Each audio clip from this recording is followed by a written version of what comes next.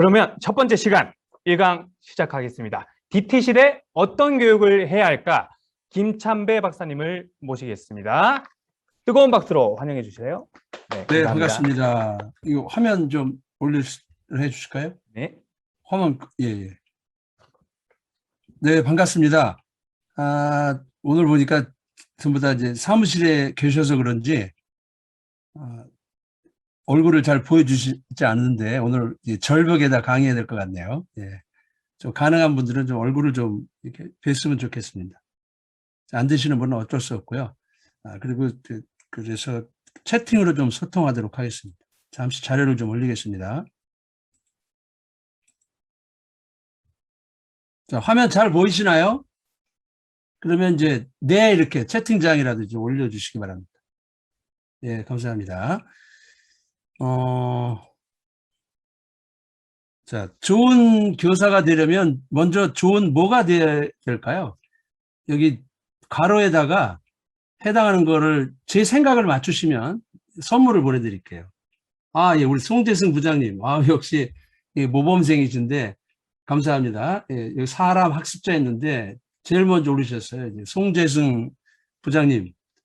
정말 반가운 분이 오셨네요. 제가 교사들을 이제 강의를 갔는데, 어느 교육청에 강의를 갔는데, 선생님들이 수업 태도가 너무 안 좋은 거예요. 그래서 제가 여러분들이 먼저 좋은 학생이 돼야 되겠다. 그래서 뒷자리에 계신 선생님들 앞으로 다 오게 하고, 그렇게 해서 이제 강의를 했는데, 오늘 여기 교육 담당자들이 많이 오셨는데요. 여러분들이 오늘, 이 프로그램을 평가하려고 그러면 이게 재미가 없어요. 근데 학습자의 입장에서 한번 들어봐야 이 강의가, 이 과목이 우리 회사에 좀 도움이 될 것인가를 좀 평가하는 데도 또 도움이 될 것 같습니다. 그래서 열심히 지금 참여해 주셔서 감사를 드리고요. 우리 안병주 선생님은 교육생, 다 좋습니다. 학습자. 근데 제일 먼저 하신 우리 송재중 선생님, 부장님이 당첨이 되셨어요. 당첨되시면 이렇게 막 좋아하시고 그러면 제가 추가로 뭐 보내드릴지도 모릅니다. 좀 재미있게 하도록 할게요. 제가 먼저 비즈니스 성품에 관한 좀 얘기를 드리도록 할 텐데, 좀 계속해서 잊을만 하면 사고가 계속 터지고 있어요. 그래서 이럴 때마다 각종 대책이 계속 나오는데 왜 계속 반복될까? 그래서 나오는 게 이제 규율, 규제 이런 걸 강화하죠. 자, 우리 국회에서 국회의원들이 규제를 없애라고 주장하는 분들이 사건, 사고가 나면 규제 대책을 세우라고 말합니다. 그래서 대책을 갖고 오는 게 뭘까요?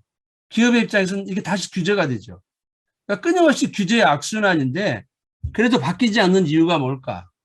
우리가 겉으로 드러나는 문제들을 보면 이 표면적인 문제가 있는데 대부분은 이 표면적인 원인, 근무 환경이 열악하다든지 뭐 2인 1조를 안 지켰다든지 이 정도로 끝난다는 거죠. 근데 모든 문제를 더 깊이 이 딥 레벨까지 하고 이 점검을 해보면 결국은 성품의 문제와 관련이 있다는 겁니다. 그러니까 이 성품을 건드리지 않고 겉으로 드러나는 것들을 일시적으로 대응요법을 하는 경우가 얼마나 많냐 이거죠. 우리 IBLP에는 49가지 성품이 있는데 바르게 대처할 수 있도록 주변 상황을 의식하는 것입니다. 이런 경각심 훈련이 평상시 되어 있어야 되고 이게 내면화가 되고 이게 기업의 문화가 돼야 되죠. 이렇지 않고 나서 매일 대책을 세우고 징계를 한다고 그래갖고 이 문제가 근본적으로 해결이 안 된다는 것이죠. 그래서 겉으로 드러나는 문제들은 마치 이것과 동일하다는 거예요. 겉으로 드러나는 문제가 이 뿌리, 쓴 뿌리가 있다는 거예요. 이런 쓴 뿌리가 겉으로 드러나는 거죠. 우리 피부 트러블이 나올 때도 뭐를 잘못 먹었다든지 이래서 이게 겉으로 드러나는 것처럼. 그런데 이 성품 49가지는 좋은 성품이 있고요. 반대로 성품이 있어요. 바로 이게 반대 성품이거든요. 근데 이거를 치료하기 위해서는 뿌리를 튼튼하게 만들어줘야 되는데 바로 이러한 성품을 키워줘야 되는데 거의 다 이 겉으로 드러나는 서페이스 레벨의 대중적인 요법의 교육을 많이 한다는 것이죠. 혹시 여기 제약회사 오셨나요? 제약회사 한 분 계신 것 같아요. 제가 지난번에 제약회사에 가서 강의하다가 중대 실수를 했는데 그래서 겉으로 드러나는 것만 치료하는 것은 양양요법이고 근본적인 치료법은 한방 치료다 이랬는데 제 순간 이거 큰일 났구나 이랬는데 거기 계신 그 임원님들하고 뭐 노조 간부들이 강의를 들으셨는데 그분들이 별로 문제 삼지 않더라고요. 그래서 제가 다음에 제약회사 갈 때는 말 조심해야 되겠다 그랬는데 바로 이 딥 레벨을 다뤄주고 치료해주고 튼튼하게 만들어주는 게 바로 성품 교육이라는 것이죠. 성품은 IBLP의 정의는 어떤 대가를 치르더라도 옳은 것을 선택하려는 내적 동기로 정의됩니다. 사실 요즘에 이 옳은 것에 대한 그런 신념들이 많이 약해진 것 같습니다. 여러분, 지식을 많이 갖고 권력을 가지면 옳은 것을 선택할까요? 즉 우리 사회를 시끄럽게 하는 사람들이 누굴까요? 그 사람들이 공부를 하지 않아서가 아니죠. 그러니까 옳은 선택을 하지 않는 거예요. 그러니까 성품이 내면화되지 않은 거죠. 자, 그런데 우리 한문의 성품을 좀 이렇게 살펴볼까요? 여기 성품에 이 앞에 붙은 이 변수가 마음심자죠. 그다음에 이 품자는 입구가 3개란 말이에요. 그러니까 이게 되게 아주 오묘한 뜻이 있어요. 마음에서 시작한 것이 말과 행동으로 나타나는 게 성품이에요. 그러니까 그 사람이 성품이 좋은지는 뭐를 보면 되냐? 그 사람의 말과 행동을 보면 되는 거죠. 그래서 성품이 좋은 사람들은 항상 어떤 평가를 받느냐? 품격 있다는 얘기를 들어요. 그래서 요즘에 뭐 품격 사회, 또 품격 리더십, 뭐 심지어는 제가 가끔 가다가 요청받는 주제 중에 하나가 기업에서 이 품격 리더십이라고 이렇게 강의할 수 있냐고 요청이 오는 경우가 있어요. 그러면 바로 이제 성품의 문제인 거죠. 이 품자도 입구자 3개에다가 이 격이라는 게 그 사람의 나이와 지위에 걸맞는 행동을 하는 게 이제 품격이 있다고 하는 것이죠. 자, 그러면 어떤 대가를 치른다는 게 어떤 뜻일까요? 바로 이런 거죠. 좀 불편을 감수하더라도, 좀 손해를 보더라도, 또 하나는 누가 보지 않더라도. 이번에 코로나가 오고 나서 원격 근무가 늘어나면서 사실은 이러한 시대에 성품의 가치가 더 높아지는 겁니다. 왜? 직원들이 전에는 내 앞에서 내가 보는 데서 일을 했기 때문에 제대로 하고 있는지를 알 수 있었는데 보이지 않는 거예요. 근데 그 직원이 좋은 성품을 갖고 있다면 내가 보지 않더라도 어느 곳에 있든지 일을 잘할 거라고 믿어질 수밖에 없잖아요. 그러니까 믿어지지 않으니까 어때요? 계속해서 연락하고 카톡 보내고 그러다 보니까 차라리 회사 나가서 일하겠다. 스트레스 너무 많이 받고 있지 않습니까? 저는 앞으로도 이 4차 산업혁명 시대에도 성품의 가치는 점점 더 빛날 것이라고 확신을 갖습니다. 잭슨 브라운이라는 사람이 성품이란 보는 사람이 없다고 생각할 때 우리가 행한 것이다. 아주 명확한 정의죠. 참고로 여기 어떤 대가를 치르더라도 이 얘기는 어떤 의미를 갖고 있나요? 회사가 위기에 왔을 때 성품이 좋은 직원으로 단단하게 뭉쳐진 회사들은 위기 때 강한다는 걸 보여주는 거죠. 저는 대전의 성심당 사례를 가끔 이제 되게 좋아하는데 여기가 옛날에 대기업들이 빵집 진출하니까 되게 어려워졌어요. 그래서 이제 부채도 막 늘어나는데 불까지 나와서 홀라당 타버린 거예요. 그래서 가족회의를 해서 야, 이제 우리 안 되겠다. 이제 그만해야 되겠다. 더 이상 버티기 어렵다. 그래서 자식들도 이제 학교 휴학하고 군대 가겠습니다 해갖고 그만두기로 결정했는데 나와보니까 직원들이 추운 겨울날 손을 호호 불어가면서 빵을 만들더라 이거죠.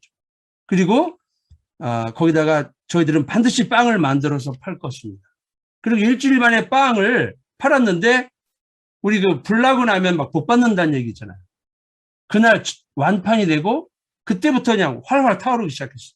그리고 오늘의 이제 성심당이 됐는데 사실 그 전에 회사에서 좀 떠나줬으면 하는 친구들이 있었어요. 근데 그런 직원들은 여기 드디어 이제 우리 끝났구나. 다 떠난 거죠. 그러니까 정말 좋은 성품에 가진 직원들이 남아서 성심당의 신화를 만들었던 것이죠. 뭐 그런 사례는 무지 많은데 오늘 시간이 없으니까 이 정도만 이제 말씀드릴게요. 자, 그다음에 이제 우리가 오늘 이제 관심 갖고 오신 분 중엔 디지털 트랜스포메이션 시대, 뭐 이거를 뭐 요즘에 다 영어로 다 이렇게 쓰는데 저는 디지털 대전환 이렇게 하면 어떻겠나 이런 생각이 들어요. 그래서 이제 불러라는 게 희미해진다는 뜻이거든요. 이게 빅 불러라는 얘기 뭐냐면 우리의 경쟁자가 어디서 튀어나올지 알 수 없다. 그래서 저는 앞으로 사라질 용어 중에 하나가 인더스트리, 이 산업이라는 용어가 이제 사라지지 않겠나. 우리는 그 산업 분류와 관련된 통계가 무지 많거든요. 자, 예를 들면, 구글을 산업 분류로 보면 어떤 회사로 할 수 있을까요? 예, 우리 여기 김현준 락앤락 우리 선생님께서 성심당 정말 멋진 회사나에 올려주셔서 감사드립니다. 우리 김현준 선생님 오늘 상 받을 후보에 올라가셨어요. 아직 확정 아닙니다. 계속 해주셔야 돼요. 네, 감사합니다. 구글을 어느 산업으로 분류할 수 있을까? 애매해졌죠. IT라고 하나로 규정하기가 어려워졌어요. 그래서 앞으로는 이제 아레나, 영역이라는 단어가 뜰 것이다. 그러니까 같은 회사라도 자율주행차 영역, 로봇 영역, 뭐 이런 식으로 이제 영역으로 나눠진다는 거예요. 그래서 이러한 시대에 생존하기 위해서 요구되는 게 뭐냐? 자, 한번 보시죠. 국내 대표 금융시장들한테 질문했어요. 최근에 있었던 일입니다.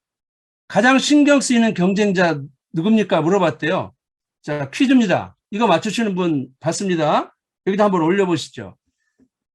예, 카카오, 문동주 선생님, 우리 이영화 선생님 얼마나 급했으면 뱅크 이렇게 하셨네요. 카뱅과 토스. 지금 여러분들이 이제 고정관념이, 이제 은행이니까 은행을 떠올리시는 것 같아요.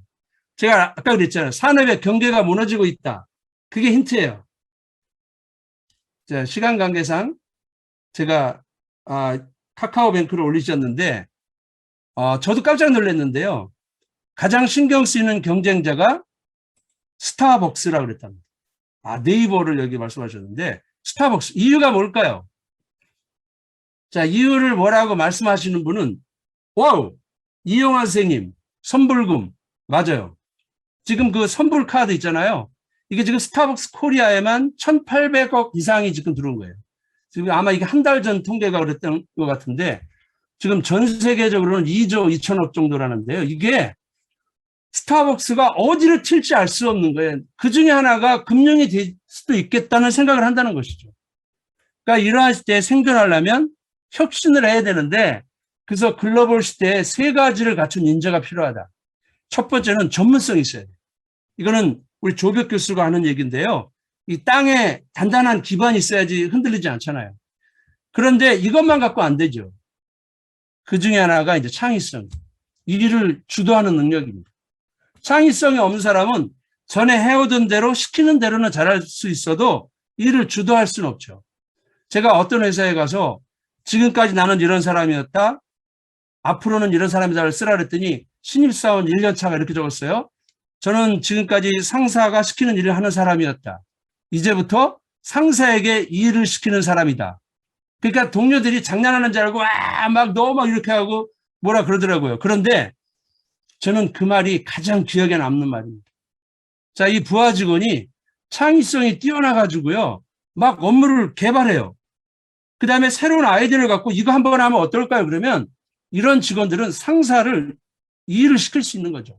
이 일을 주도할 수가 있는 거죠. 그런데 이 두 가지 능력만 갖고도 안 된다는 거예요. 하나를 더 갖춰야 되는데 이분이 말하는 천지인의 세 번째가 인성이라고 하는 겁니다. 인성을 저희는 성품이라고 하는 거예요. 영어는 동일하게 캐릭터입니다. 인성은 어떤 능력이냐? 모두 함께 더불어하는 능력이에요. 이제는 세상이 기술과 지식이 폭발하기 때문에 내가 죽으라고 열심히 해서 따라가더라도 혼자 할 수 있는 게 별로 없어졌어요. 어제 우리가 나라호 누리호였나요? 누리호? 네. 누리호가 어제 발사했는데 300개 업체라잖아요. 그러니까 이제 혼자 할 수 있는 일이 별로 없다는 거죠.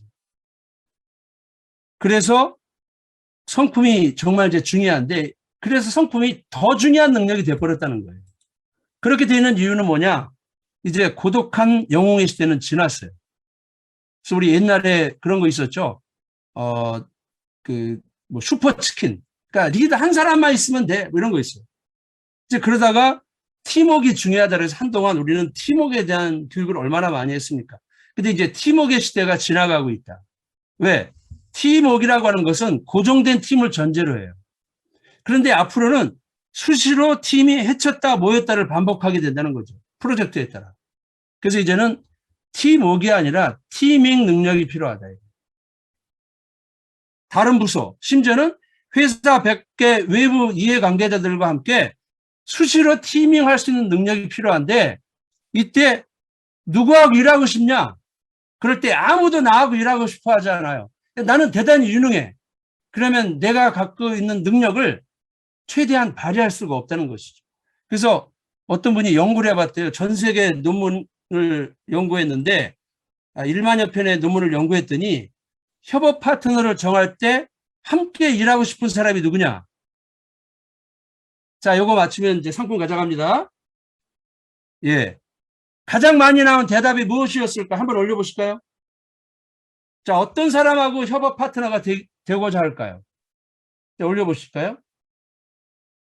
성품이 좋은 사람. 우리 문동주 선생님은 문화 포스트빌 아주 JQ가 보통이 아니신 것 같습니다. JQ는 잔머리 지수. 지금 제가 성품을 얘기하니까 성품일 것이라고 생각하신 거예요. 그러니까 이분은 무엇을 해도 먹고 사는데 지장이 없는 분 같아요. 이영화 선생님은 협조적인 사람 이랬는데, 예, 뭐 두 분 다 비슷한 얘기인데요. 이런 얘기가 나왔다고 그래요. 함께 일하면 즐겁고 행복한 사람입니다. 그러니까 이 사람은 지식도 많고 기술도 많이 갖고 있는데 이 사람하고 일하면 나 정말 불행해. 이런 사람이 이제 인기 없는 거예요. 결국은 이런 사람이 어떤 사람이냐? 성품이에요, 성품. 그래서 이제 성품이 능력이 되는 시대가 오고 있다. 저는 레이 달리오, 그 브릿지워터의 설립자 겸 그 회장님이신데 이분이 쓴 프린시플스라는 책이 있는데요. 아마 이 책을 사서 끝까지 읽은 분은 거의 없지 않겠나 이렇게 생각하는데 이게 책이 너무 두꺼워요. 근데 저는 정말 잘 산 책이 이 책이에요. 이분이 직접 이걸 다 쓰셨다는데 정말 이분은 경영자이기도 하지만 경영사상가의 경지에 오르신 것 같아요. 누구보다 뛰어난 경영사상가라고 저는 생각이 되는데 여기 보면 이런 말이 있어요. 훌륭한 조직에는 훌륭한 사람과 훌륭한 문화가 있다. 이거 되게 쉬워 보이지 않나요? 마치 성철 스님의 물은 물이고 산은 산이로다 뭐 이거 비슷하지 않습니까? 그런데 이게 무슨 얘기냐? 훌륭한 사람은 어떤 사람이냐? 능력과 성품을 겸비한 사람이라는 거예요. 이분의 주장이에요. 그 다음에 훌륭한 문화가 있다는데 이분이 말하는 훌륭한 문화는 의견이 충돌하는 문화예요. 그러니까 혁신이 일어나려면 하고 싶은 얘기를 마음껏 할 수 있어야 돼요. 그래서 그것으로 인해서 문제가 해결이 되고요. 계속해서 창조적인 성과를 만들어내는 문화를 만들어야 된다. 우리 성품 개발 과정에서는 중요하게 여기는 게 뭐가 있냐면 어필링, 호소라는 게 있어요. 자, 우리 성품 중에 순종이라는 성품이 있어요. 맞아요. 직원은 상사의 말에 순종을 해야 돼요. 그런데 매일 순종만 하라. 그럼 어떻게 될까요? 직원들이 답답하겠죠. 그러니까 답답하면 어디로 가나요? 회사를 떠나거나 아니면 블라인드로 가겠죠. 그죠? 제가 지난번에 어느 회사 팀장 교육하다가 직원들이 입을 열지 못하면 어떻게 됩니까? 그러니까 블라인드로 감사해갖고 다 웃었던 적이 있는데 실제로 그런 일이 벌어지잖아요. 그래서 그건 아니되옵니다. 그거는 이렇게 생각하시는 게 맞는 것 같습니다라는 얘기를 직원들이 할 때 정말 성숙한 리더라면 용기 있게 말해줘서 고마워 라고 말할 수 있어야 되고요.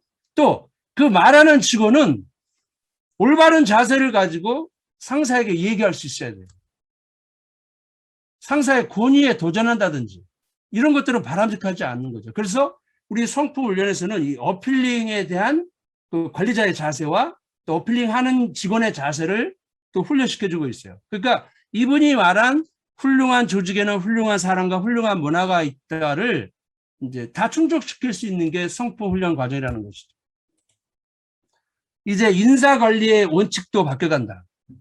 우리는 인사관리의 대원칙이 적재적소입니다. 적재적소라는 게 뭐죠? 자, 우리 새로운 그 담당자가 필요한데 이거 누가 잘하지?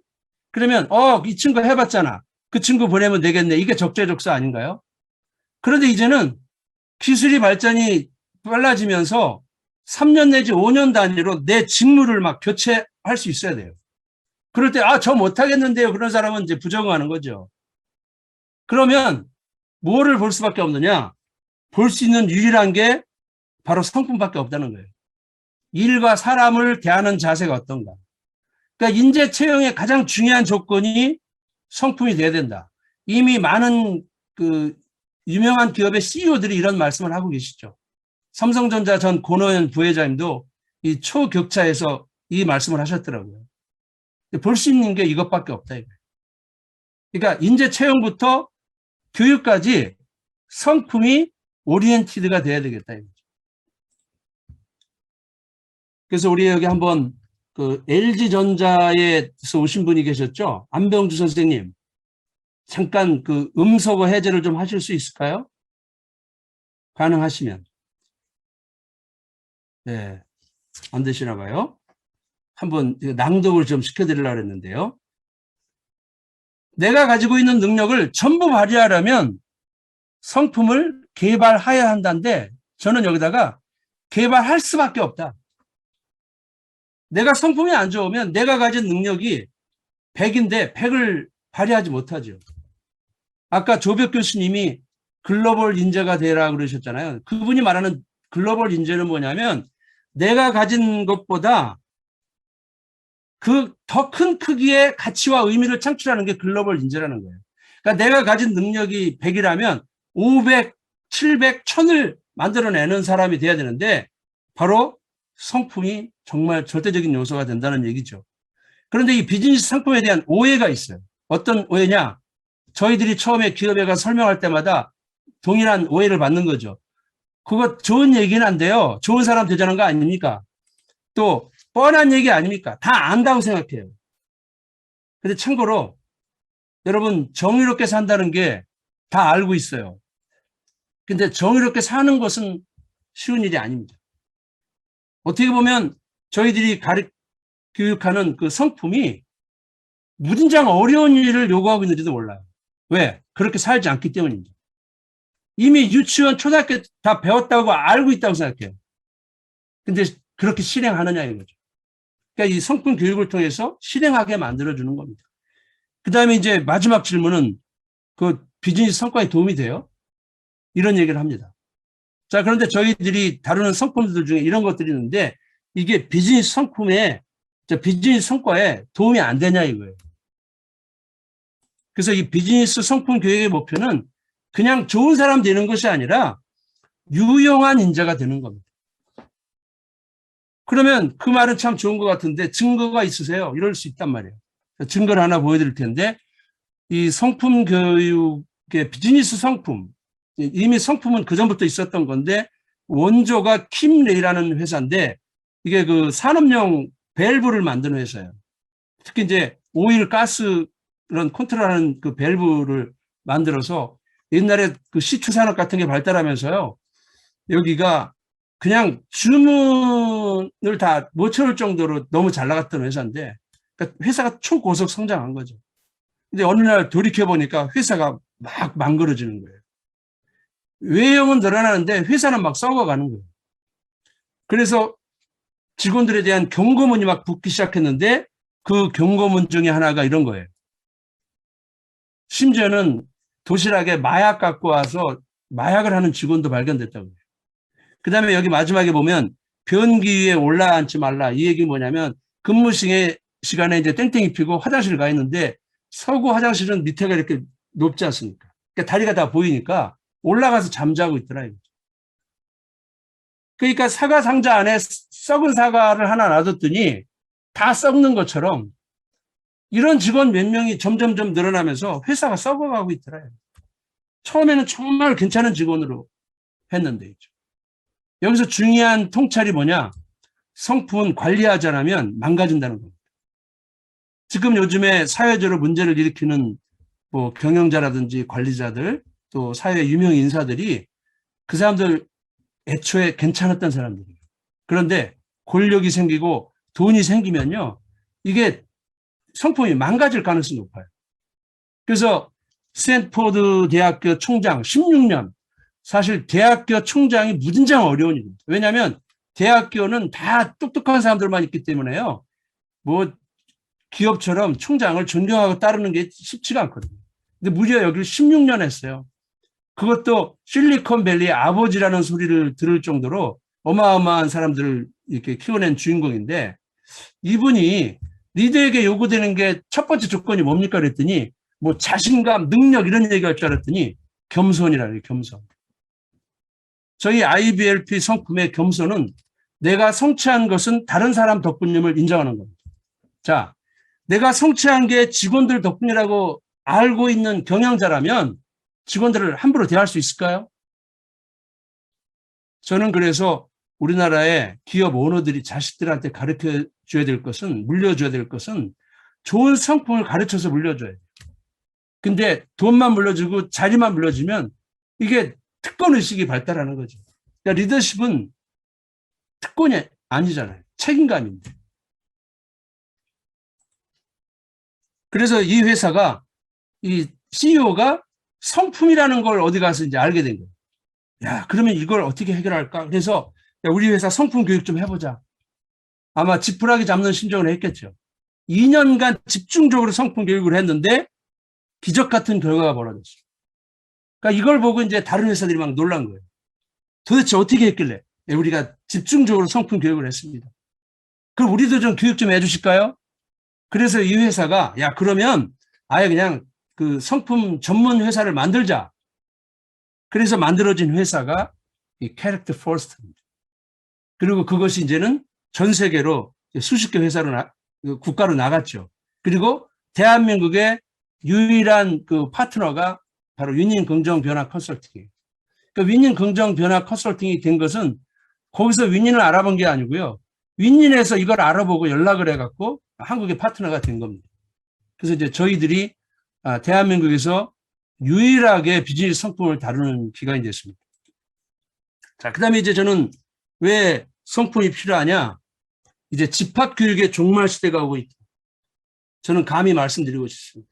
지금 코로나가 오고 나서 연수원을 가진 기업들은요, 가장 쓸모없는 시설이 냉정하게 말하면 연수원이 돼버렸어요. 적어도 지금까지. 그러니까 돈을 버는 기관이 아니고 돈을 낭비하는 기관이 돼버렸어요. 저는 앞으로 많은 연수원들 중에는 빅데이터 센터로 바뀌는 곳이 나오지 않을까. 이런 생각도 좀 감히 해봅니다. 그리고요, 코로나가 끝나더라도 이제 주 52시간제가 되니까 직원을 보낼 여력이 없어졌어요. 그리고 옛날에는 기업이 교육을 보내고도 일이 돌아갈 수 있는 여력이 있었는데 이제 저스트로 인력을 쓰다 보니까요. 제가 옛날에 모 은행 강의를 몇 년 동안 했었는데 어느 날부터 교육생이 안 들어온다는 거예요. 이유가 뭐냐? 지점에서 하나 보내면 지점이 너무 힘들어진다는 거예요. 그 다음에 저는 이제 기업 교육도 혁신을 해야 되는데 대표적인 고정관념이 계층별 교육이에요. 저는 과감하게 말씀드린다면 계층별 교육이 과연 필요한가? 자, 예를 들어서 우리 팀장 교육을 합니다. 팀장 교육하는 거 뭐죠? 지금까지 보니까 이런 팀장들이 이렇게 하니까 성공하더라고. 과거의 성공 법칙을 너네들 이렇게 해. 이거 아닙니까? 그런데 미래에도 이게 통할까요? 그 다음에 이제 요즘에 세대 간 소통이 되게 중요한 관건이 됐어요. 그래갖고 뭐 갑자기 세대 소통에 관련된 강사들이 열심히 불려다니고 저도 강의를 다녔는데요. 또 책 써갖고 대통령이 책 하나 돌리는 바람에 졸지에 베스트셀러의 저자가 되고 막 이런 이변이 일어났거든요. 그런데 세대 간 소통이 중요한 걸 알고 있는데 교육은 여전히 계층별로 하고 있어요. 그래서 팀장들을 모아놓고 교육하면 뭐라 그럽니까? 요즘 것들이라고 말합니다. 요즘 것들 모아놓고 강의하면 뭐라 그럴까요? 옛날 것들 이러고 말하고 있지 않나요? 그런데 우리 성품 교육은 이 계층별 교육을 다 허물었어요. 그리고 다 섞여서 같이 하는 거예요. 그런데 놀라운 일이 벌어져요. 우리가 소통을 목표로 소통에 대한 기술을 강의한 게 아니었는데 결과적으로 소통이 일어난다는 거예요. 그래서 우리는 이거를 현장으로 가져가야 되겠다. 그러니까 연수원에서는 지식을 갖고 있다면 냉정하게 말하면 돌아갔을 땐 딱 말짱 도루묵이 되죠. 왜? 실천하지 않으니까요. 그래서 우리는 성품 교육을 현장에서 하게 만들어요. 그런데 이 현장 교육은 지식을 가르쳐 주는 것이 아니고 일주일마다 실천할 원리를 알려드리고 일주일 동안 가정과 직장에서 실천한 경험들을 발표시키는 거예요. 그러니까 처음에 쭈뼛쭈뼛 했던 사람들이 나중에는 놀라운 변화들이 막 나타나기 시작하더라고요. 그래서 이거를 제가 이제 철학이 뭐냐면 들은 건 잊혀져요. 근데 경험을 통해서 배운 것이 확실하게 남는 거죠. 그 어떤 사람들은 자기 반성을 하면서 막 우는 사람도 나오고, 이걸 이제 램 모델인데 성품 교육 해야 되겠다고 인식시키고 적용하고 칭찬해 주는 거죠. 그래서 이게 습관이 되고 문화가 되게 만드는 게 우리 성품 교육의 궁극적인 목표입니다. 그래서 우린 연수원에서 하는 교육은 1차적으로 성품 교육에 대한 동기부여고요. 진짜 메인은 현장 교육이에요. 그렇게 한 회사 소개할 텐데, 지금 우리가 성품 교육이 성품이 40가지 종류가 있거든요. 이제 저희들이 도입한 개념이 이제 성품 믹스라는 개념인데, 자, 예를 들어서 주인의식이 없는 것 같아요. 요즘 직원들 교육 좀 하지 그런잖아요. 그럼 담당자분들 어떻게 하시나요? 강사한테 막 불러서 이렇게 하잖아요. 근데 저는 바로 이 성품 믹스예요. 40가지 성품을 그럼 어떤 걸로 믹스하면 주인의식이 나올까요? 자, 이거를 이제 확대하면 계층별 교육도. 모 그룹에서는요, 이 얘기 딱 듣고, 맞아, 계층별 교육을 성품으로 해야 되겠다. 그래갖고 의욕을 가졌어요. 근데 문제는 투자를 안 하려고 그래요. 그러니까 우리나라는 이 지식산업에 대한 비용 지불이 되게 인색합니다. 안타까웠습니다. 제법 이름 있는 회사였는데 비용 지불 안 하고 그냥 이제 그런 거에 대가를 안 지불하려고. 그냥 공짜로 가져가려고 지식을. 이제 그러다 보니까 지금 머뭇거리고 있는데요. 계층별 교육들, 인재상, 기업마다 인재상이 있어요. 자, 예를 들면 협력하는 인재, 이게 인재상이라면 그거 어떻게 구현할까? 마찬가지로 그것도 성품으로 믹스를 하면 된다. 그 다음에 조직 활성화 교육. 지금 우리나라 아마 공장에서 대부분은 매년 조직 활성화 교육을 했을 텐데, 저는 개인적으로 우리 공장에서 하는 조직 활성화 교육에 대한 대단히 심각한 문제의식을 갖고 있어요. 그것 중에 하나가 뭐냐면 대부분이 요구받는 게 뭐냐, 재미있게 해주세요. 재미있게. 뭐 내용은 잘 모르겠는데요. 하여튼 재미있게, 그러니까 재미가 있어야 돼요. 그러니까 재미가 있으려니까 뭐냐, 뭐 만들고 막 붙이고 막 이런 거 하잖아요. 근데 저는 진짜 돌아가서 이게 얼마나 도움이 되는지 좀 냉정하게 염려가 돼요. 그런데 성품 교육으로 이걸 하면 조직 활성화가 효과도 몇 배 높지만 실질적으로 이루어진다. 그 주인공이 롯데칠성이에요. 이 안성 공장이 하여튼 뭐 신입사원 정착률이 형편없었던 거예요. 딜레마에 빠져가지고 이걸 어떻게 할까 하다가 아마 이제 이걸 하기로 한 거죠. 그래서 8시간의 그 원데이 과정을 하고 4개월 동안 경청, 존중, 유용성 감사했는데, 여기는 이게 7명에서 10명씩 한 조로 해갖고 공장에 도처에 흩어져 갖고 이렇게 하거든요. 그러니까 여기에 공장장님도 다 같이 하는 거예요. 다 섞였어요. 직급별로. 그러니까 어떠냐?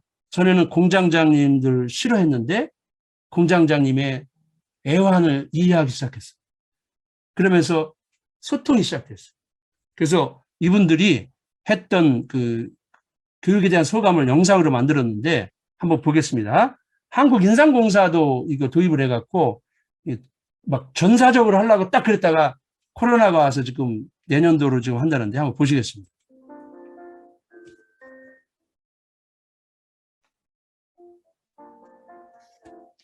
강점과 존중 문화가 정착되면서 현장과 유틸리티가 잠깐만요. 소리가 안 들리시죠? 잠깐만요. 자, 이제 개인 상호 간 협업도 좋아지고 후배 존중 문화를 위한 프로그램도 자체 운영하는 등 공장 전체적으로 상승 분위기가 형성되었고 가동률도 개선되었습니다. 특히 2019년도 입사한 신입사원 퇴사율도 낮아져 정착률이 90%에 이르게 된 점이 고무적입니다. 네, 일회성 교육이 아닌 내 개인적인 삶과 회사에서의 삶에서 긍정적 시너지를 일으키는 교육이라고 생각됩니다. 공장장으로부터 아래로 신입사원까지 함께 참여하다 보니 담당 간 서로 소통하고 경청하며 존중하게 되었습니다. 서로에 대한 이해력도 높아지게 되어 공장 화합에 큰 도움이 된 것 같습니다. 네, 한 직원이 와이프가 외국분이신데 존중 성품 훈련 시에 상대방의 선호를 파악하라는 실천을 하였습니다. 와이프에게 뭘 하고 싶은지를 물었더니 네일 아트를 하고 싶다고 하여서 학원 등록을 시켜주었다고 하는데요. 존중 훈련이 끝나는 주에 그 직원이 와이프 또 우리 집에 꿈이 생겼다고 하여서 2, 3년 후에 와이프가 네일 아트 자격증을 따서 샵을 오픈해 달라고 했다면서 우리 와이프는 우울증 증세도 있었는데 그것도 다 해결되었다면서 눈시울을 적시는 일이 있었습니다. 네, 저뿐만 아니라 많은 가이드분들께서 처음에 우리가 가이드 역할을 어떻게 할 수 있을까라는 의문을 가지고 있었습니다. 3개월 동안 함께 훈련하면서 가이드 교육까지 받고 실제 해보니 가능하다는 사실에 놀랐고 스스로 자신이 이러한 전제 능력도 있었구나 하며 자존감이 높아짐을 느낄 수 있었다고 하였습니다. 빨리 코로나가 종식되어서 성품 훈련이 자체적으로라도 지속되었으면 좋겠습니다. 이왕 똑같이 일하는 것, 서로 간에 즐겁고 또 명랑하게 즐겁게 일하는 그런 회사가 된다라고 하면은 종업원의 기쁨이고 또 회사의 기쁨이라고 이렇게 생각을 합니다. 이 과정은 저희 공장에서만 먼저 진행을 했는데 모든 회사 전체적으로 진행이 되면은 회사 전체의 조직 문화에도 굉장히 큰 도움이 될 거라고 이렇게 생각을 합니다. 이런 과정들이 좀 지속적으로 진행이 됐으면 참 좋겠습니다. 그 어느 때보다 상호 존중과 협력이 필요한 시대가 아닙니까? 그래서 서로 존중하고 협력하는 조직 문화를 만들면 출근하고 싶은 일터가 되고 출근이 즐거우면 자연히 즐겁게 일하게 될 것이고 그러면 생산성도 올라가고 불량률은 떨어지게 되겠죠. 그래서 함께 즐겁게 일하고 생산성도 올라가는 선순환 구조를 만들면 좋겠다고 생각을 했고 그래서 임직원이 함께하는 행복한 동행 과정을 계획하게 되었습니다. 어떤 내용으로 구성이 되었고 또 어떻게 진행이 되는지 또 과연 효과는 있는지 궁금했습니다. 그래서 제가 비즈니스 성품 트레이너 자격 과정에 입과하여 검증을 했습니다. 그 과정을 수료하고 본교육에 대한 확신을 가지게 되었고요. 그래서 생산부문 조직 활성화 과정으로 도입하고자 하였습니다.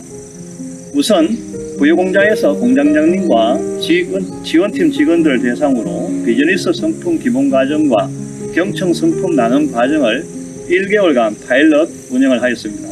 그리고 공장 내 역량 및 성품이 우수한 5명을 선발하여서 비즈니스 성품 트레이너 자격 과정에 이수하게 하였고 작년 3월부터 생산부문 전 직원을 대상으로 진행하려고 모든 준비를 마쳤으나 2월 하순에 코로나가 터져서 안타깝게 진행하지 못하고 내년 3월로 연기된 상황입니다. 공장장님과 직원들이 경청 성품 나눈 시간을 함께한 1개월이 그간 20년여간 함께한 시간보다도 오히려 서로를 더 많이 알게 되었고 이해하는 시간이 되었으며 무엇보다도 교육이 그 삶의 일부분으로 체화되어 가는 것이 좋았다면서 빨리 전 직원이 함께 진행했으면 좋겠다는 소감을 밝혔습니다. 제가 직접 개별 성품 나눔 과정을 함께하면서 향후 조직 문화, 조직 활성화, 리더십 등의 교육에서 계층별 교육이 더 이상 필요할까? 또한 세대를 구분짓는 소통 교육 과정이 옳은 것일까? 등 여러 생각을 해보니 성품 나눔 과정으로 조직 문화, 소통, 리더십 등 다양한 분야의 문제를 해결할 수 있겠다 싶고요. 이러한 변화를 이루기 위해서는 일회성이 아니라 현장에서 지속, 반복 진행되는 것이 바람직하다는 생각이 듭니다. 네, 감사합니다. 우리 여기 김진애 교수님은 아주 인상공사에서 강의를 엄청 잘하셔서 외부에도 이렇게 불려다니시는 분이시거든요. 그러니까 좀 말씀을 정말 저희들보다 더 정리를 잘하신 것 같아요.